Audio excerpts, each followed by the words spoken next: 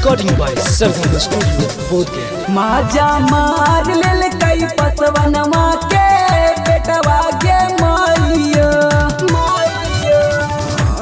माजा मार लेल कई पसवनमा के बेटवा गे माइयो। तब फूलल जाता रोजो हमार बेटवा गे माइयो, तब फूलल जाता रोजो हमार बेटवा गे माइयो। मजा मार लेल कई पसवनमा के बेटवा गे माइयो, तब फूलल जाता रोजो हमार बेटवा गे माइयो। रुकल है महीना वाला बेटवा गे माइयो, डर लगा तो की होई जाई बेटवा गे माइयो। पसवनमा के बेटवा गे माइयो, माजा मार लेल कई पसवनमा के बेटवा गे माइयो।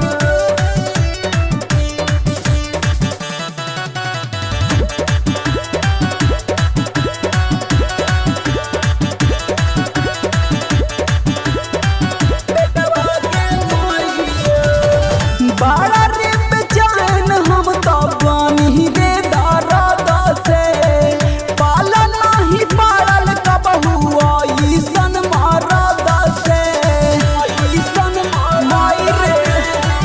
बड़ा रे बेचैन हम तो बानी रे दर्द से, पाला नहीं पारल कबहू ऐसन मरद से।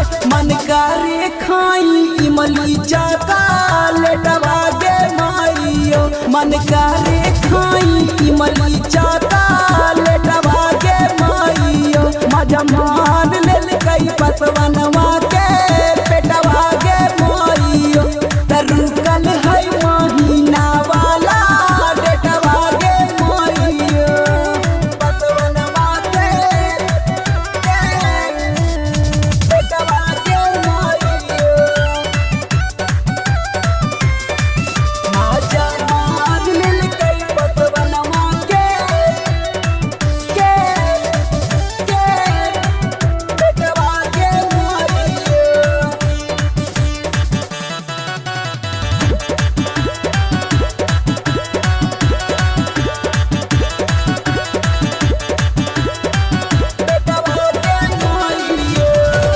धाइलस जवनवा मनवा रहल नाही होश में, श्याम आल बेला इंदल रहले पूरा जोश में।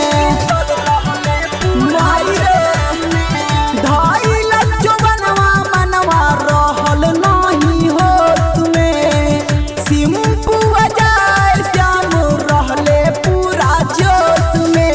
तचूसी के फुलाई दिहले होठवा गे माइयो, तचूसी के फुलाई दिहले